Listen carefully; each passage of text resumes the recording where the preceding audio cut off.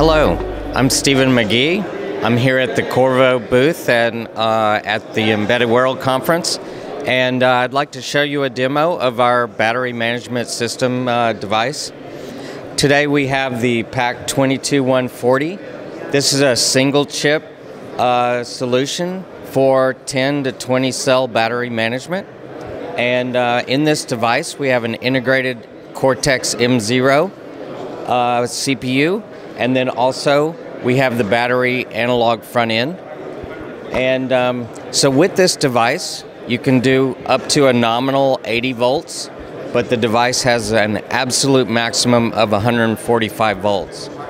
So inside we have everything you need to do cell balancing, sensing the current, sensing all the cell voltages, and ensuring that all the voltages are in the proper range. So you can use this to control your lithium-ion battery pack.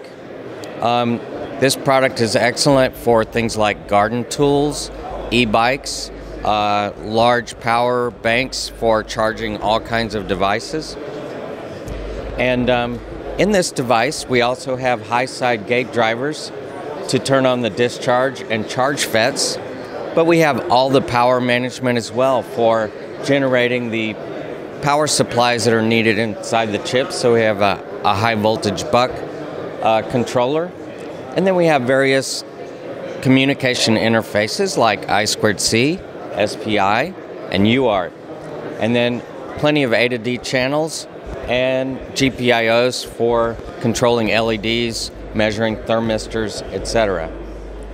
So what I'll be demonstrating is using this device to charge a battery, and then we will then switch over and power a motor controller from the battery pack. So for our demo here, we have our demonstration unit. What this represents is a battery pack. So inside we have our battery management evaluation board, and this has the PAC 22140 on it. And then behind that we have the capacitor board, which has super caps for our demonstration. This allows us to demonstrate charging and discharging very quickly for ease of seeing the stack voltage going up and down more quickly than a lithium-ion battery.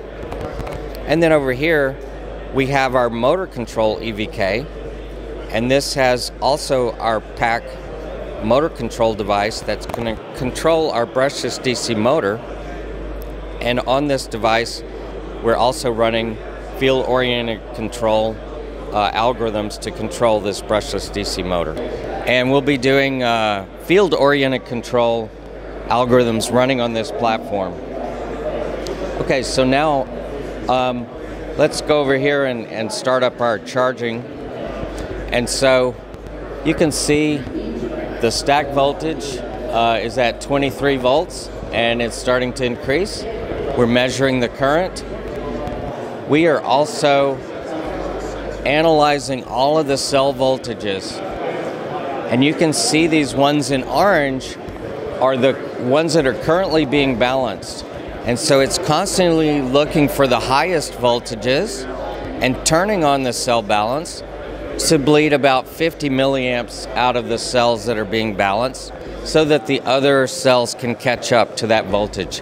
We really want to keep those voltages in the same range so they all reach their maximum when you get to the full charge.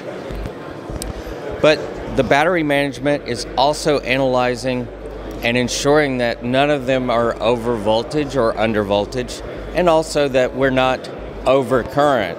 So there's various hardware overcurrent protections inside the chip to make sure that we're not going to damage the battery. So on this GUI we have various features. You can set the profile of your battery and the state of charge. We're also calculating the state of charge of each cell, and then coming up with a total state of charge of the battery and the overall health of the battery. We have various features where you can also plot different signals inside the chip as you're doing your development, and then these can be logged to a file or even graphed. Now that we have charged our battery up somewhat, we can stop charging. This power supply is effectively my charger, but we'll stop charging, and now we'll turn on the motor. We're running our power tool, using the battery to power our power tool. And you can see that the stack voltage is going down, and we're now discharging. We have a discharge current here. And we're still monitoring all the cells, although we're not balancing when we're doing discharge.